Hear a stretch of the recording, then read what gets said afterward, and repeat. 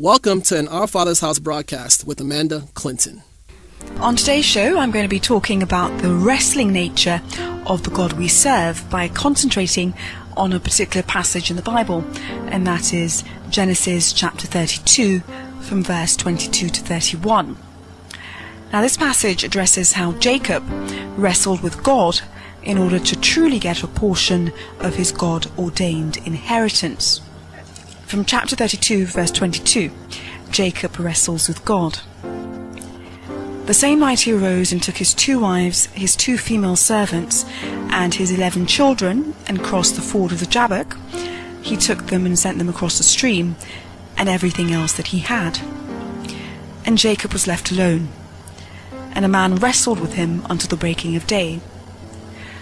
When the man saw that he did not prevail against Jacob, he touched his hip socket, and Jacob's hip was out of joint, as he wrestled with him. Then he said, "Let me go, for the day has broken."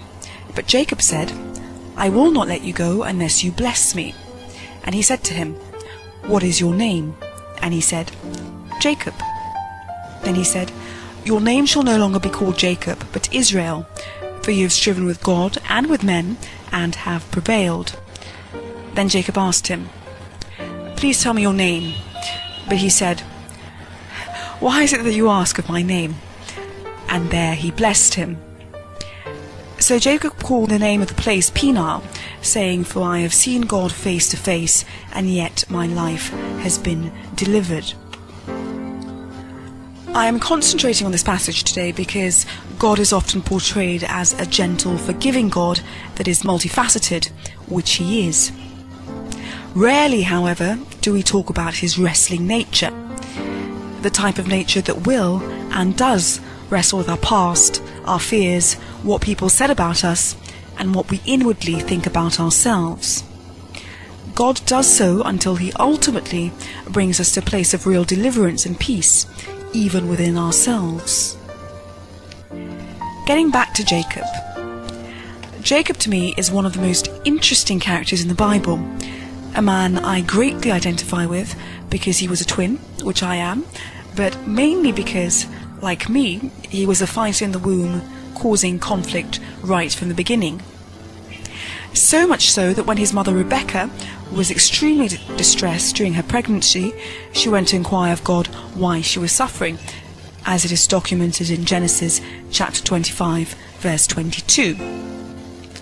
Rebecca ultimately received the prophecy that twins were fighting in her womb and would continue to fight all their lives.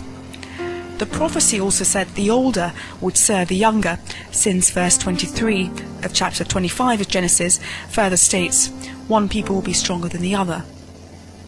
Representing to me, therefore, the duality between good and evil on the earth, the duality between light and darkness, and how these 2 camps will never gain power simultaneously, since when one falls, the other will rise, and vice versa. Getting back to the man Jacob, and our text today, Genesis chapter 32. Jacob was, by all admission, a man of war, a man whose name even means supplanter, a fighter, a trickster. What fascinates me most about Jacob, however, is his complex nature. A nature that didn't quite fit into the lineup of men documented in the Bible for their faith and devotion, men such as Abraham and Isaac. Men who God established an everlasting covenant with, and all the inhabitants of the world through them, otherwise known as the patriarchs of faith, since Abraham and Isaac and Jacob later on are the physical and spiritual ancestors of Judaism, Judaism being part of the Christian heritage. Yet Jacob is the one person that does not fit the characteristics of his predecessors. He was, for want of a better expression, a misfit who did not belong in the sanctity of men, because he did not cleave to the characteristics or morals that his forefathers had held on to. And yet he is squarely in the lineup with Abraham and Isaac. So if Jacob made the lineup, it should perhaps remind us that God blesses the strangest people. He blesses the strangest people without giving others a chance to vote or have an opinion on whether that person is good enough or has the right background for that type of ministry, job, or partner. God blessed Jacob, a man flawed in character. If God blessed Jacob, therefore, then he can and will bless us all. Ultimately, because once God has made a commitment to deliver you, it doesn't matter how difficult the task is before he starts. He'll go to work on you and do whatever it takes to deliver you and bring you out of your sin, your despair, and your shame. Even if the sins or vices that snares us have become ingrained in our character. You see, God is up for the challenge and welcomes the chance to work on the most difficult cases. So that's why we can truly be separated from our past. And when we are, no one but God will get the glory. We do, however, have to be mindful of the fact that there is a difference between God calling you and the procedure it takes for you to become what God wants you to become. This is because God calls those things that are not as though they are. He makes them become whatever he calls it. Once he therefore chooses to start working on you, he won't stop until you become what he wants you to become. And that, to me, is what the passage about Jacob wrestling with God at Genesis chapter 32, verse 22 to 30 represents.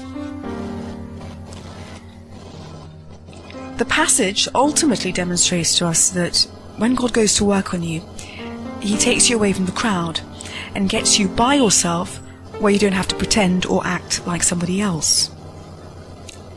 When you're really ready to talk to him in prayer and simplicity, having given up on all the systems and people you relied on, he will work out in you what you were incapable of working out for yourself. The Bible tells us at Genesis chapter 32, verse 24, that Jacob was left alone and a man wrestled with him until the breaking of day.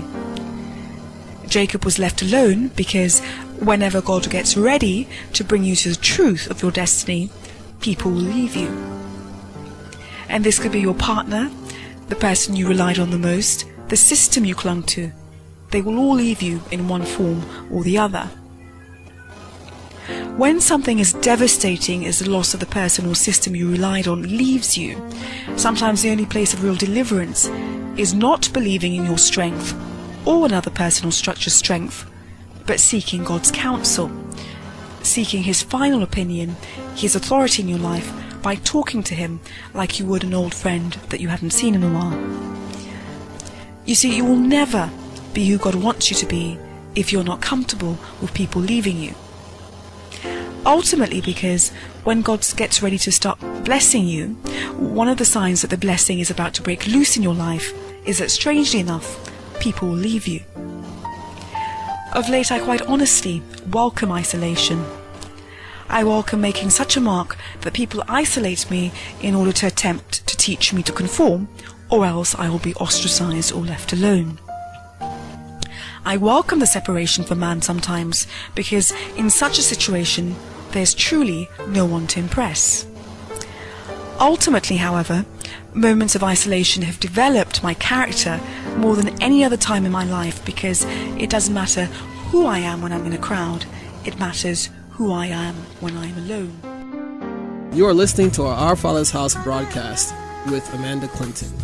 Email your views about the show to ourfathershouseghana@yahoo.com. You can also watch us on our YouTube channel by logging on to youtube.com/user/Our Father's House Ghana. Look out for Our Father's House books and CDs in Accra, and our latest book, How I Sold My Soul by Amanda Clinton, is about a man's spiritual journey from living in the world as an Illuminati to entering God's world.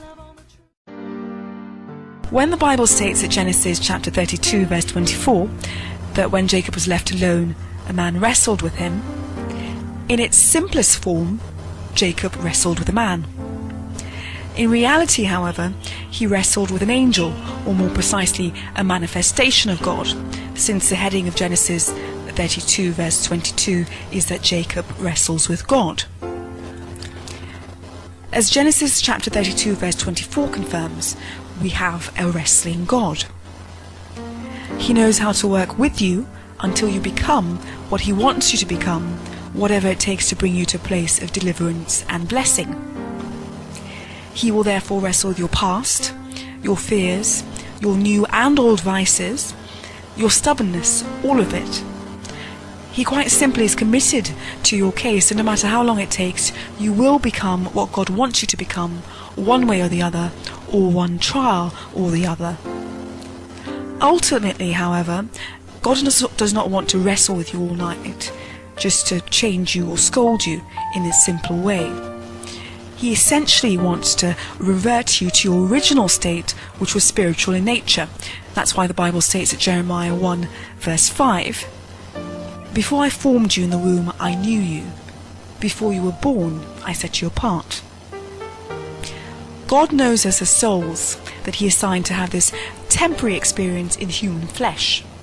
Hence the Bible at 1 Peter 2 verse 11 states, "We are aliens and strangers in this world, and therefore should abstain from sinful desires." These sinful desires war against our soul, since our fleshly desires war against our spiritual nature as souls. God, as I mentioned earlier, will ultimately wrestle with you, no matter how long it takes, in order for Him to truly bless you. God is actually committed to the case. In fact, He's committed to your case. He said He's going to wrestle with you all night to the breaking of your day or your moment. He will ultimately see you through the darkest moments in your life, the time of isolation, the time where you have to deal with every issue in your life. God will spend the night with you until you reach the breaking of day. That's why the enemy is trying to destroy you. That's why the pressure is mounting, because the devil knows that something is about to break loose in your life, and therefore you're far too close to give up. So whatever issue, struggle, or situation you're facing in dealing with your own nature, God ultimately has set an alarm clock on when your breakthrough will arrive. If, that is, you change the nature of the struggle by no longer resisting Him or relying on your own power or another man or structure, but seeking God's counsel, seeking His final authority, since He is the Alpha and the Omega, as it states at Revelations chapter 22 verse 13. As it further states in verse 13, God is the beginning and the end, the first and the last. God, therefore, does not start something He cannot finish. If He put one of His own souls in human flesh, He will not allow whatever struggle you've created for yourself to carry on forever. He will not allow this struggle to endlessly war against your flesh and your nature as a soul.